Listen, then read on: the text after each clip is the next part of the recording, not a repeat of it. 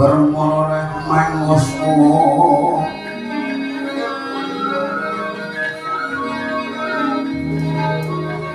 sambungan berenang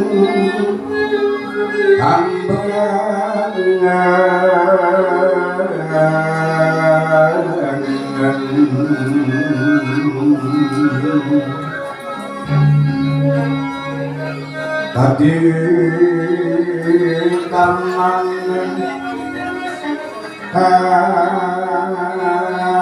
asku hasil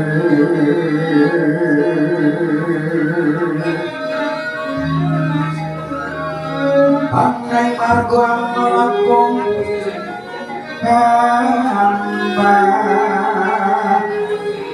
lakung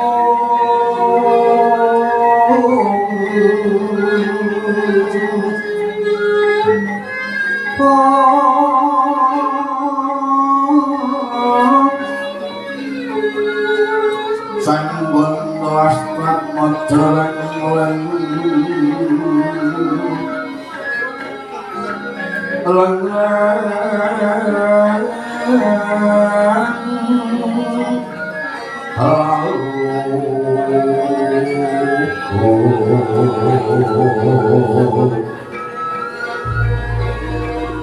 kang mulati surya kang mus romangsang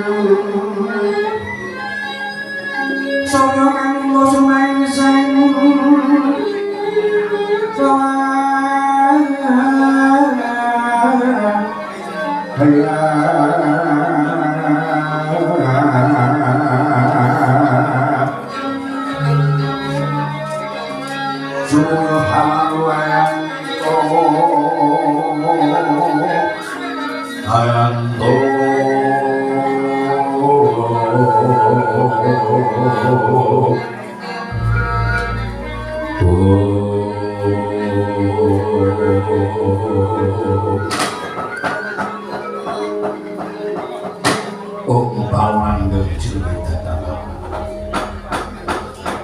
Utuku ger Arjuna Werkudara Puntadewa lan Rembag kepengakno mung ngadhep ana asare Purya kula kabeh para murid Pandhawa ngestuaken dawuh kados boten kirang-prayogi panjenengan kaya ngabdian kula ya ngono nggih Arjuna Werkudara semono kok benakno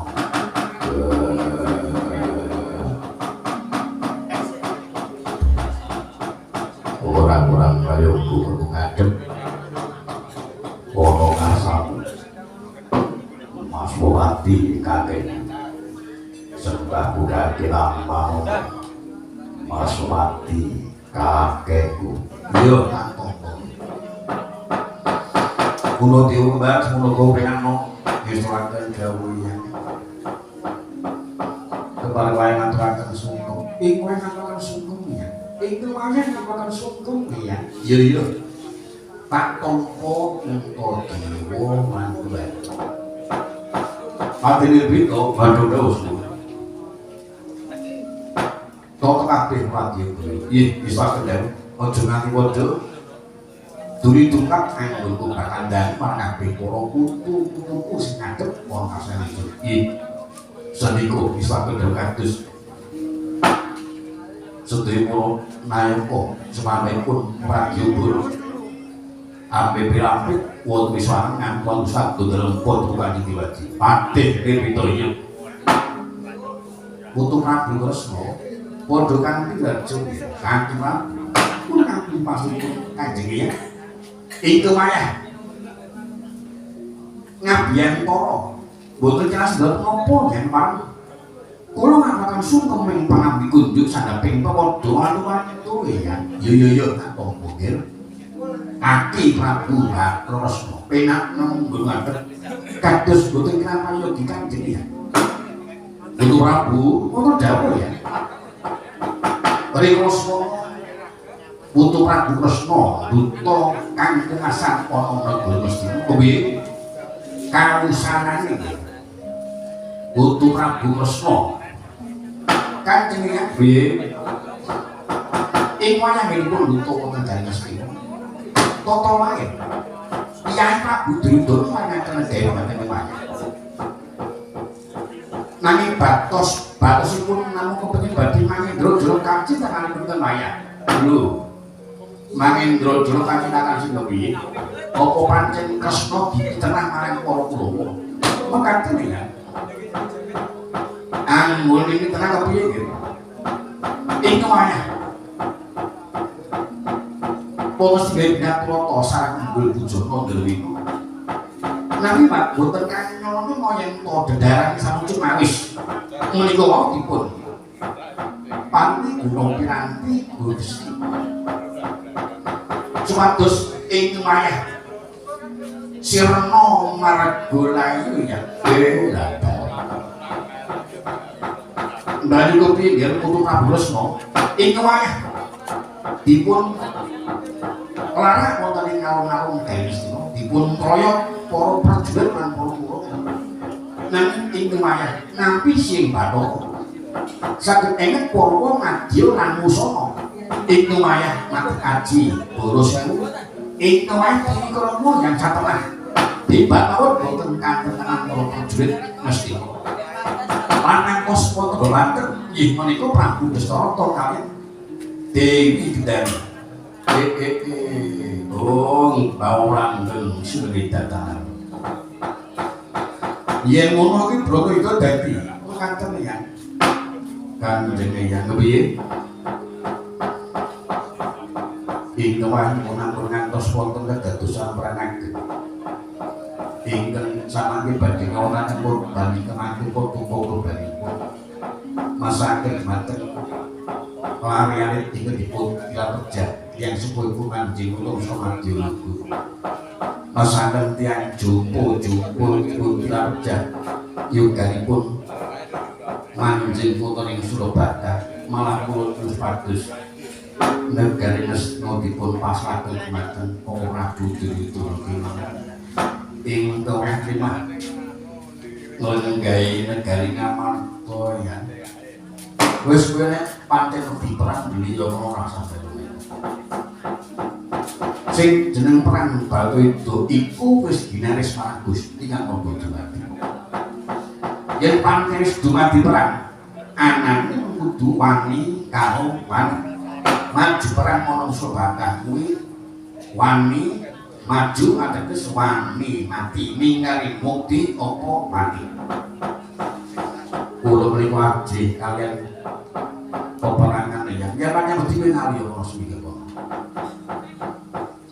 Punta Dewa Baran apa Dimas wis sampe urusan perang Jerban Doyono limo watake dhewe-dhewe yen Punta Dewa kakang watake meneng apa pengentasah apa kasar apa sing dijaluk dineke kok negara bojo dijaluk dineke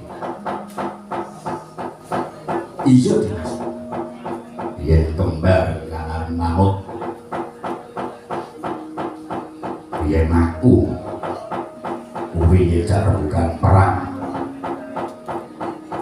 rasa tepuk marang para kadang cukup aku dhewe bedah negara Mesira rasa tepuk marang para kadang menuju para Senopati aku saguh rampet nyawane wong sing ijo wis karepake dhewe-dhewe nek Janaka jalan aku wedokan kok siji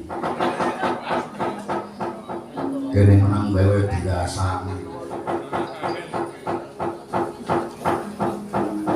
yen panjenengan ke perang rasa kalau butuh tidak cukup Putu Prabu Kresna kono dawuh garis semangat perang gede banjur iki mengko sing bakal didapuk dadi Senopati sapa mergo pancen buku kitab cotan dingin Senopati kuwi ana tangane kae dingin kan nggih samangke kuwatur iki riso sinten Senopati mesti menawi para Senopati mangke yen sampun terwaca Senopati mesti ingkang wae badhe nitipisa jitamsa tandingipun Senopati. Monggo Putra Prabu. Mekaten ya. Oh. Krasna sinae manglung-manglung wining cakrani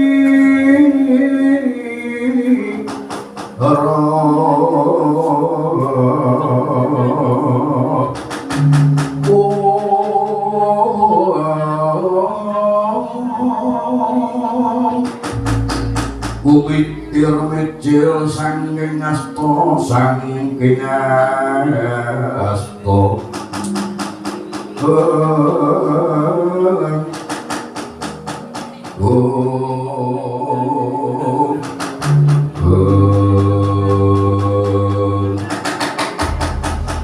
dari ngantos sepuluh namipun imbal acara capuk iki kepajar saking pakun Rakadino ora kaya kusunan ayu Dewi Worsegani Romeng Ndul Kakawijil jaga betul eyang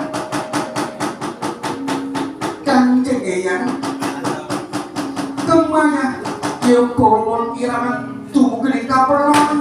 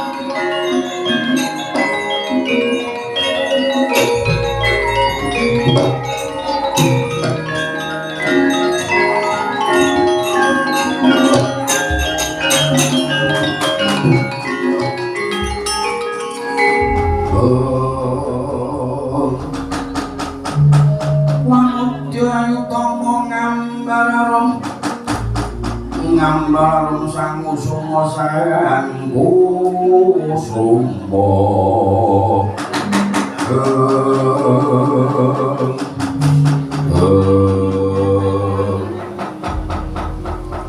pamulanggeng Sriwidata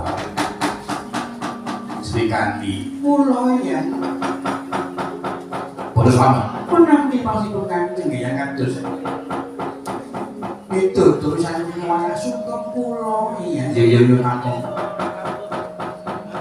nek itu nopo lalu cara bindi dina keplayu enggak silipnya foto Kanjeng ya piye terus mantan kewayahan kados mangkon wonten ing panggon lan ganti ngusal kalian Dimas Nagla kakang mati utuh iya boten kanyo-kanyo wonten barisanipun para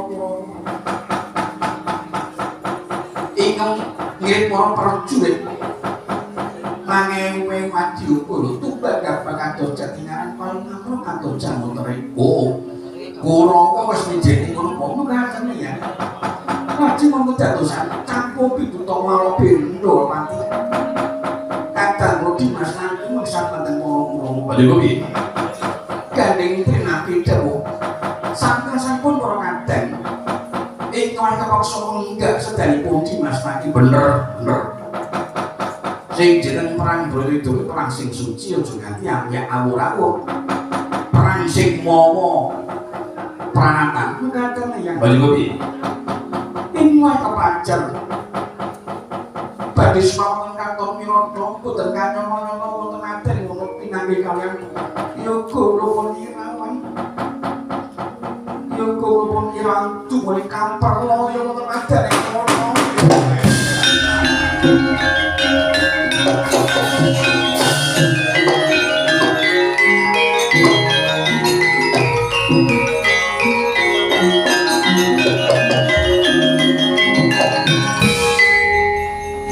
Irawan tekan mati mengaten yang semakan sapa ini macam wujud berganda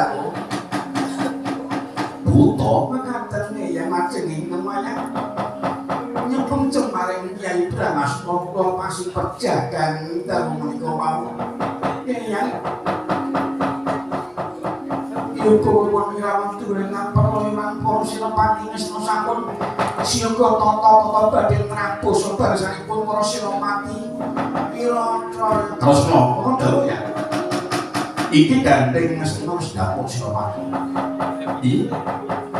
Ingkang diprisa saka tanging Senopati Ngestina.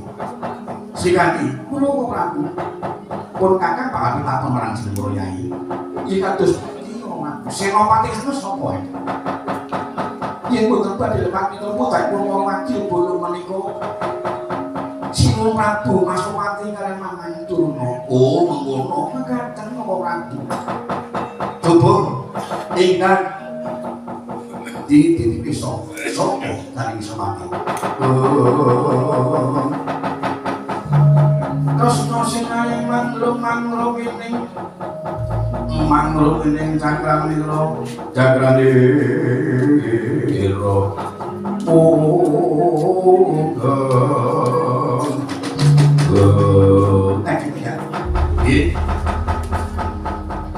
Senopati Wirata Negara Anjing Wangsa Madila kuwi putra Kyatan.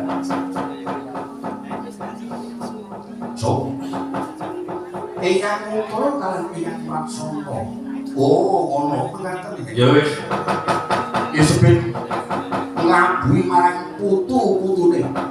Mlabune Kresna supaya sewa tata napa njaba eyangmu supaya ngadhep ana. Didhawuhi mancing ana surakan Nyenopati iki para putu pendhawa penganten iki. Kepareng mayu-mayu ya. Ya sing ati-ati. Aku doro. Terus kakang opo? Aku njaba ya. Mas Pati kakek mau njaluk pamit. Yo silakan. Dimas Arjuna kaya perkara Drena ngesturaken dawuh aku nyuwun pamit ya. Sing ati-ati. Putuku Arjuna. Untadewa kembar ayu puryan Drena munggah sangat pamujan. Niki kok koyo ya.